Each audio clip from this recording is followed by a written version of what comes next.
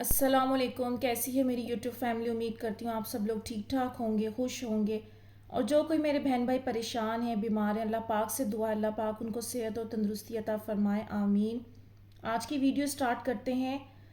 جب دعاؤں میں انسان تڑپنے لگتا ہے، بہت تڑپ تڑپ کر مانگتا بھی ہے، لیکن پھر آپ کو حالات اپنی مرضی اور خواہش کے مطابق نظر نہیں آ رہے ہوتے، یہ سب سے مشکل مرحلہ ہوتا ہے۔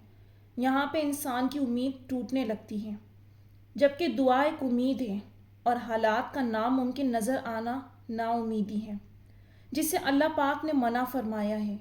تو پھر کیا چیز دھوکے میں ڈال رہی ہے؟ نماز پڑھتے ہیں، اس رب کے آگے سجدہ کرتے ہیں، رو رو کر مانگ بھی رہے ہیں اس ذات سے جو بادشاہ ہے تمام جہانوں کا۔ ایک لمحے کو صحیح غور کریں کہ ایک وہ رب کہہ رہا ہے، میں ہر شے پر قادر ہوں، پھر کائنات پر ہی نگاہ دوڑائیں، عقل دنگ رہ جاتی ہے کہ ہر شے دوسری شے سے بالکل مختلف ہے، جس کو لاکھ بھی کوشش کرے تو کوئی انسان نہیں بنا سکتا، جو کہ اس نے ثبوت کے طور پر نشانیاں دکھا دی ہیں۔ پھر انہی سب کے آگے اپنی خواہش کو رکھ دیں تو وہ بھی معمولی لگے گی اور آسان بھی۔ تو پھر غور کریں کیا وجہ آ رہی ہے جو رب سب کر سکتا ہے وہ یہ دعا قبول کیوں نہیں کر رہا؟ وہ فرما رہا ہے میں ہر شے پر قادر ہوں، لیکن آپ لوگ یہ سوچنے کے بجائے یہ سوچنے لگتے ہیں کہ ناممکن ہے، حالات کیسے بدل سکتے ہیں، جو مانگ رہا ہوں وہ کیسے مل سکتا ہے۔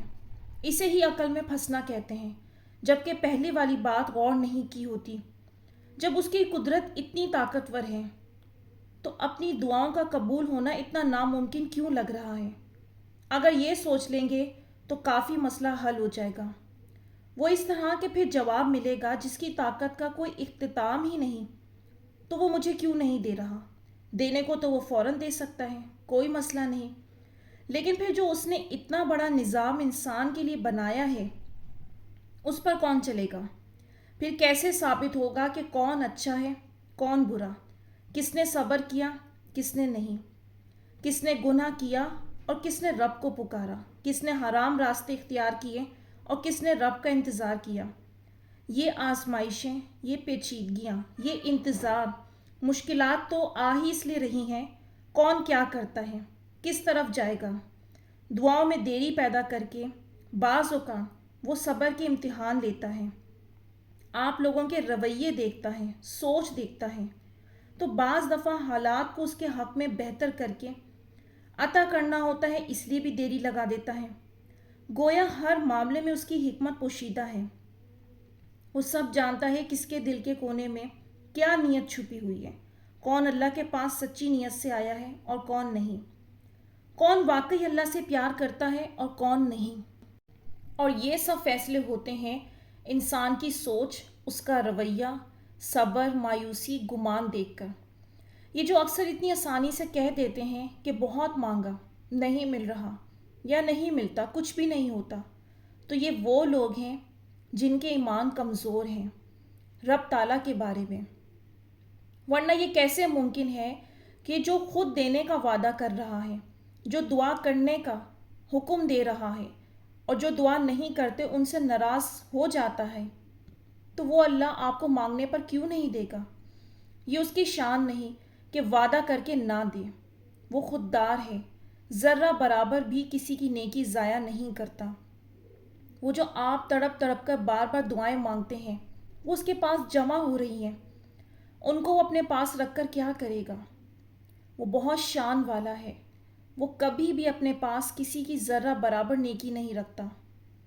سورہ ہود کی آیت نمبر 6 میں اللہ فرما رہا ہے، اور زمین پر چلنے پھرنے والا نہیں مگر اس کا رزق خدا کے ذمے ہے، وہ جہاں رہتا ہے اسے بھی جانتا ہے اور جہاں سونپا جاتا ہے اسے بھی۔ یہ سب کچھ کتاب روشن میں لکھا ہوا ہے، یعنی کہ وہ رب بتا رہا ہے میری نظر سے کچھ بھی چھپا ہوا نہیں ہے، جو کچھ آسمان سے اترتا ہے، جو کچھ زمین میں جاتا ہے، سب اس کی نگاہ میں ہے۔ آپ کو کیا پتہ؟ آپ کسی اس کائنات پر نگاہ ڈال سکتے ہیں؟ کیا آپ اس کائنات کے چپے چپے پر غور کر کے نگاہ رکھ سکتے ہیں؟ آپ کو کیا پتا دنیا کے کس کس کونے میں رب کہاں پر کتنی بارش برسا رہا ہے، زمین کے چپے چپے پر کس کس مخلوق کو کیسے رزق پہنچا رہا ہے، کہاں سردی، کہاں گرمی، کہاں غم، کہاں خوشی۔ جس لمحے اپنے گھروں میں سکون سے قیام کیے ہوتے ہیں، کیا آپ کی نظر دنیا بھر میں احاطہ کر سکتی ہے؟ یہ تو انسان کی طاقت ہے کہ وہ نگاہ تک تو کسی جگہ پر قائم رکھ نہیں سکتا۔ بس اتنی سی بات ہے، سمجھ آ جانی چاہیے کہ بس اتنی ہی قوت ہے آپ کے پاس، اور ایک حد تک ہی رب نے سمجھ عطا کی ہے۔ تو پھر مستقبل کے فیصلے اتنے بڑے بڑے بدگمانیوں سے کیسے اندازہ لگا لیتے ہیں، جب آپ کسی ذرے پر نہیں معلوم کر سکتے کہ کہاں پر کتنا رزق پہنچ رہا ہے، کس کو کیا مل رہا ہے؟ تو پھر خود سے گمان کر کے جو کہ علم، جو تقدیر اللہ نے آپ سے پوشیدہ رکھی ہے، اپنے اندازے سے پھر کیوں اندازہ لگا رہے ہیں کیا ہونا ہے کیا نہیں ہونا؟ آنے والے وقت کا ناممکن حالات کا اندازہ لگا لیتے ہیں، حالانکہ کل کا دن کیا ہونا ہے اس کی خبر تو صرف رب تعالیٰ کو ہے۔ تو پھر کس بنیاد پر مایوسی ہے؟ رب فرماتا ہے کہ اس روشن کتاب قرآن پاک میں سب بیان ہوا ہے، پھر بھی تم نہیں سمجھتے۔ زندگی کسی کی بھی آسان نہیں ہوتی، جسے دیکھو ہر شخص مختلف ٹیسٹ سے گزر جا رہا ہے، لیکن مسلمان ہونے کا مطلب یہ ہے کہ ہم اپنے اندر عقیدے کی مضبوط جڑیں رکھیں۔ اس کا ہرگز مطلب یہ نہیں کہ ہم اس طرح کے چیلنجوں کا سامنا کرنے کے قابل نہیں ہیں۔ جب ایک شخص ذہنی چیلنجوں کے باوجود اللہ پر پوری طرح اعتبار کرتا ہے، اس سے ظاہر ہوتا ہے کہ اس کا ایمان کتنا پختہ ہے۔ اور ایسی کون سی چیز ہے جو ہم سب کو ایک دوسرے سے مختلف کر دیتی ہے؟ تو وہ ہے یقین۔ ہم سب اللہ پر یقین کرتے ہیں، مگر کبھی کبھی ہم اتنے مشکل وقت سے گزر رہے ہوتے ہیں کہ ہم اللہ پر اس طرح سے یقین کر نہیں پاتے۔ کہیں نہ کہیں ہم گھبرا جاتے ہیں، ہمارا ایمان کمزور پڑ جاتا ہے۔ یہ بات اس لیے بھی سچ ہے کیونکہ اللہ جانتا ہے انسان کے ساتھ یہ معاملہ ہوگا، وہ ایسا رویہ کرے گا جس کا ثبوت قرآن پاک سے ملتا ہے۔ سورہ ہود کی آیت نمبر 9 میں اللہ فرما رہا ہے، اور اگر ہم انسان کو اپنی جانب سے رحمت کا مزہ چکھاتے ہیں، پھر ہم اس سے کسی وجہ سے واپس لے لیتے ہیں، تو وہ نہایت مایوس اور ناشکرا ہو جاتا ہے۔ وہ رب انسان کی حقیقت بتا رہا ہے کہ کتنا جلدی انسان ناشکرا اور مایوس ہو جاتا ہے۔ اس حد تک لوگ چلے جاتے ہیں کہ شاید ہی اب انہیں زندگی میں کوئی خوشی حاصل ہو، اور جو کچھ آپ سے لیا جاتا ہے، لمحے بھر کے لیے غور کریں، اسے زندگی میں لایا کون تھا، عطا کس نے کیا تھا، ملوایا کس نے تھا؟ وہ دیتا ہی نہ تو کیا کرتے؟ میں نے اکثر ایسی مثالیں دیکھی ہیں جس میں بعض دفعہ اللہ نے کسی کو بہت مال و دولت کا عروج دیا تھا، پھر اچانک سے لے لیا، کسی کی اچانک جوان اولاد لے لی گئی، اور بہت کم لوگ ہوتے ہیں جو صبر کر پاتے ہیں، شکر کر پاتے ہیں، بلکہ غم سے خود کو ختم کرنے لگتے ہیں۔ اور بعض دفعہ رب آزماتا بھی ہے، کچھ وقت کے لیے نعمت لیتا ہے، پھر اس سے بھی بڑھ کر دیتا ہے۔ یہاں میں آپ لوگوں کے ساتھ اس بات جو میں نے آپ لوگوں کو بیان کی ہے، یہ بتانے کے لیے اپنے ہی جاننے والوں کا ایک واقعہ شیئر کروں گی جس نے ہمیں بھی بہت ہلایا۔ وہ واقعہ یہ تھا کہ ایک لڑکی کافی خوبصورت تھی، جس کی محبت کی شادی ہوئی، بہت خوشی، بہت ارمانوں سے رخصت ہوئی۔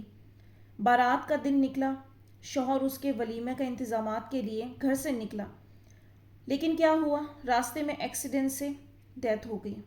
بہت غم، بہت کوہرام مچا، لیکن کیا کیا جا سکتا تھا؟ اللہ کی مرضی۔